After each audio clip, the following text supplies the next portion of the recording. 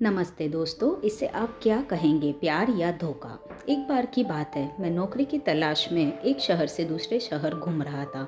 मुझे नौकरी नहीं मिल रही थी। एक दिन मैं एक कंपनी में इंटरव्यू देने के लिए गया। वहाँ पर मुझसे पहले ही एक लड़की पहुँच गई थी। मैं उस लड़की के पास जाकर बैठ गया। वह लड़की मुझे इस तरह से देख रही थी कि मानो मैं उसका कोई बड़ा दुश्मन हूँ, पर मुझे कुछ भी समझ में नहीं आ रहा था। हम दोनों का इंटरव्यू हुआ और हम दोनों ही चुन लिए गए।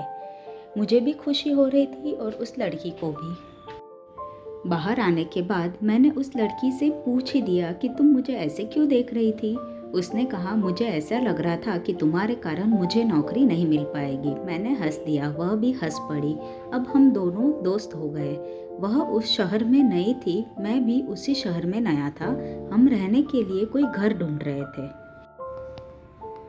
अब हम दोनों मकान खोजने के लिए निकल पड़े। हमें शाम तक एक मकान मिल ही गया। वह मकान काफ़ी अच्छा था, पर उसका किराया थोड़ा सा ज़्यादा था।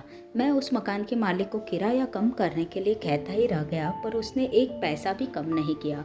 उस लड़की ने कहा, क्यों ना हम एक ही मकान में रहे, जिस कारण हमें आधा आधा किराया देना होगा। मुझे यह विचार अच्छा लगा। हमने वह मकान ले लिया। हम दोनों ने मकान की सफाई की, कुछ ज़रूरी सामान को खरीदा। अब हम दोनों सोचने लगे कि खाना कौन बनाएगा। क्योंकि मुझे खाना बनाना नहीं आता था, तो उस लड़की ने कहा, मैं खाना बना दूंगी, पर तुम्हें कपड़े और बर्तन धुलना होगा। मैं तैयार हो गया। अब हम दोनों एक दूसरे को काफ़ी मदद किया करते थे। आधा काम वह करती और आधा काम मैं। हम दोनों बड़े अच्छे से कंपनी का काम भी किया करते थे। अब हमें करीब 2 साल साथ रहते हो गए थे। मुझे वह कोई पर्यायी नहीं लग रही थी। हम दोनों अपने बारे में एक दूसरे को बताया करते थे। हमारी ज़िंदगी काफ़ी मज़ेदार थी। एक दिन मुझे फ़ोन आया कि मेरे पिताजी के साथ दुर्घटना हो गई है। मैंने यह खबर उस लड़की को भी बताई। उस समय मेरे पास कुछ पैसे कम थे। उस लड़की ने मुझे पैसे दिए और घर जाने को कहा। मैं अगले ही दिन अपने गांव के लिए निकल पड़ा। मैं रास्ते भर में बस उसी लड़की के बारे में सोचता रह गया। मैंने घर आकर अपने पिताजी को देखा। उन्हें कुछ भी नहीं हुआ था। मेरे घर वालों ने मुझे शादी करने के लिए बुलाया था। मेरे घर वाले ने मेरे लिए एक लड़की भी देख रखी थी। मुझे बस शादी करनी थी। अब मेरे दिल और दिमाग में बस वही लड़की थी। मैंने उसे फ़ोन किया। फ़ोन उठाते ही वह मेरे पिताजी के बारे में पूछ रही थी। मुझे वह कह रही थी कि तुम कोई चिंता न लेना, मैं हमेशा तुम्हारे साथ हूँ। तुम्हें पैसे की ज़रूरत होगी तो मुझे ज़रूर बता देना। मैं एक शब्द भी नहीं बोल पा रहा था।